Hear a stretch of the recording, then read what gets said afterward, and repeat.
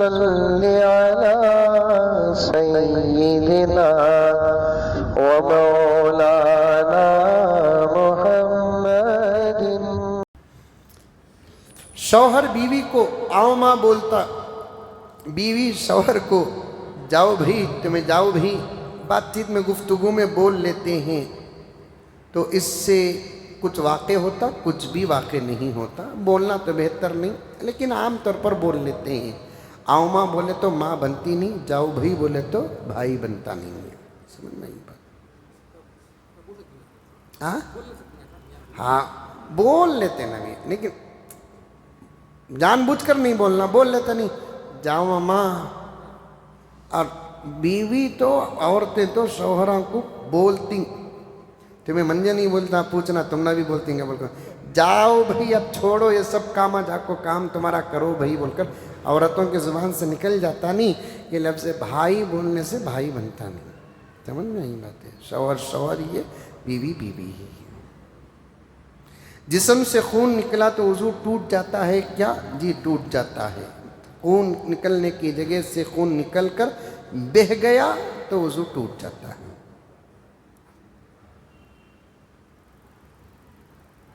زیادہ بیٹھنے کی وجہ سے کمر میں درد ہوتا ہے تو کیا قرآن شریف سو کر پڑھ سکتے ہیں؟ پڑھ سکتے ہیں سو کر۔ ماشاءاللہ اچھا سوال ہے۔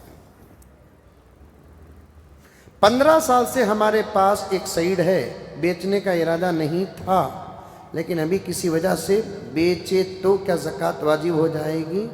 اگر کسی وجہ سے بیچے آپ، کیش آپ کا آ گیا، پہلے سے آپ پر زکوٰۃ واجب تھی، پیسہ کیش نصاب تھا، یہ پیسے اس کے ساتھ ملتے ہی زکوٰۃ واجب ہو جاتی ہے۔ سمجھ میں آئی بات؟ نہیں، پہلے سے آپ پر زکوٰۃ واجب نہیں تھی، زکوٰۃ کے بقدر سونا بھی نہیں تھا، چاندی بھی نہیں تھا، نل تھے، 0% تھے، 5-10 ہزار روپے تھے، لیکن سیڈ بیچنے کے اثر سے 15-20 لاکھ روپے اگر آ گئے تو اب ان پیسوں پر 1 سال گزرنا، اس کے بعد زکوٰۃ دینا ہے۔ پہلے سے نل تھے، پیسے آ گئے تو زکوٰۃ نہیں، پہلے سے آپ صاحب نصاب تھے، یہ پیسے آ گئے تو پھر زکوٰۃ واجب ہو جاتی ہے۔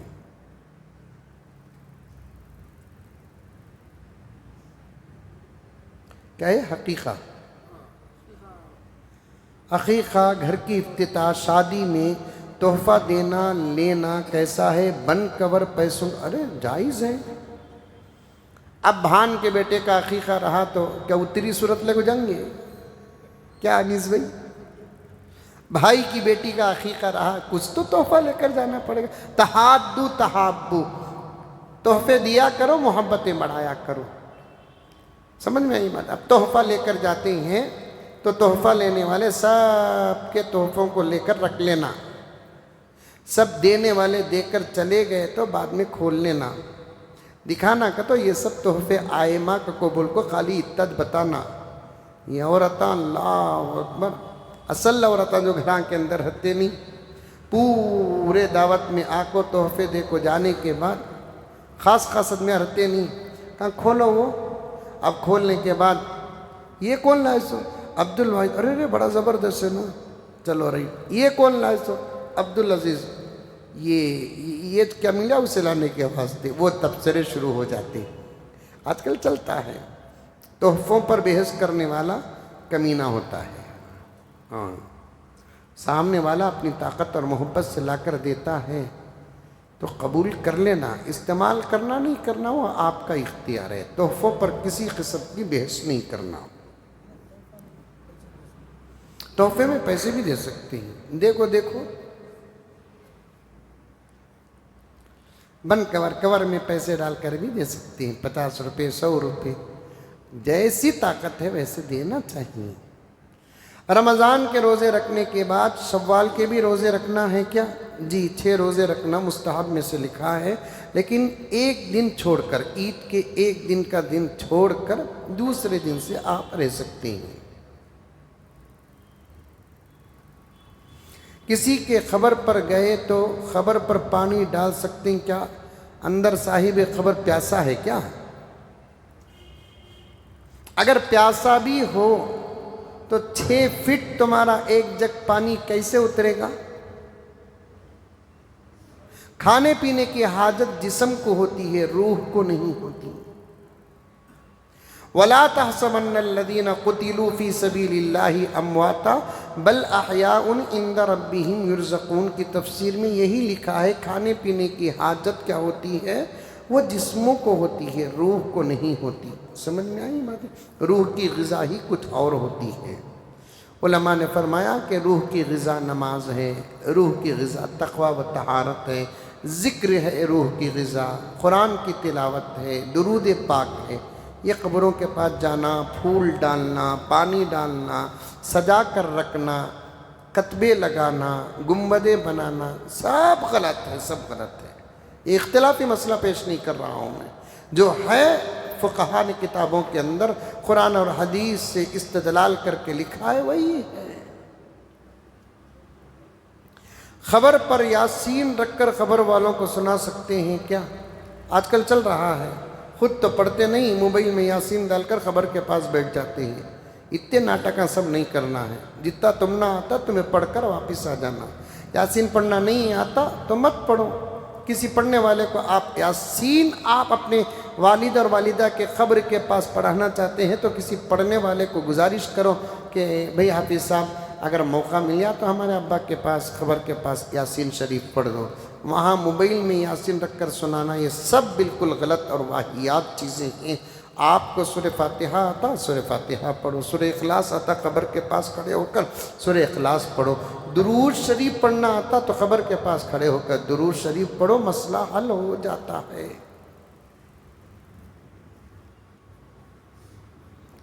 عورت کے پاس مال ہے، اس کی زکوٰۃ شوہر ادا کرتا ہے، مگر قربانی کے وقت عورت کا نام پر دیتا ہے، شوہر کے نام پر۔ سوال کیا سمجھ میں نہیں آیا؟ عورت کے پاس مال ہے، شوہر اگر عورت کی طرف سے زکوٰۃ دیتا ہے، میں پہلے بھی اس مسئلے کا اظہار کیا کہ آپ کو باقاعدہ بیوی کو اطلاع دے کر اجازت لینا پڑے گا کہ بیگم میں تمہاری طرف سے زکوٰۃ دے ڈالتا ہوں، اچھی بات ہے، دے ڈالو۔ اگر بیوی بولی تو میں کارڈ کو مندے دے ڈالو، میں ہی دے ڈالتا ہوں، آج کل کی عورتیں ہے، تب بھی صحیح ہے۔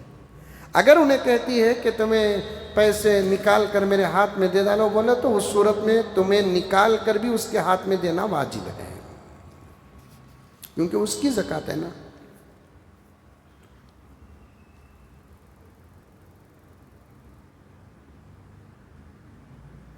روزے کی حالت میں بے ہوش ہو کر گر گئے، پانی چھینکنے پر بھی اٹھے نہیں، پھر کپڑے کا دھواں ناک میں دیے تو روزہ ٹوٹ جاتا ہے روزہ، دھواں وغیرہ سونگنے یا سنگانے سے۔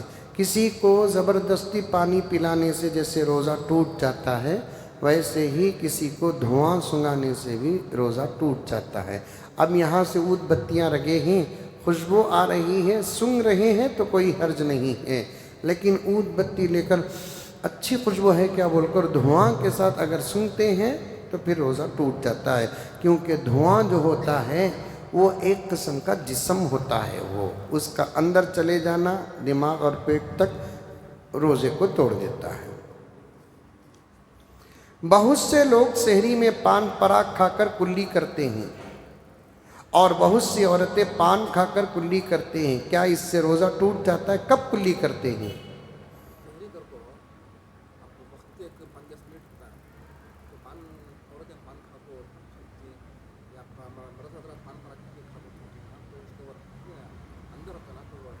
پان پراگ اگر سحری نہیں کھانا، یہ چیز حرام ہے، ناجائز ہے۔ اگر کھائے سحری کا وقت ختم ہونے سے پہلے کلی کر دیے، بعد میں آپ کو 1 گھنٹے 1.5 گھنٹے کے بعد محسوس ہوا کہ اور بھی کچھ ذرات آپ کے منہ میں ہیں، اسے نگلنے کے بجائے اسے تھوک دینے سے آپ کے روزے میں کچھ فرق نہیں آتا۔ سمجھ میں نہیں آتا۔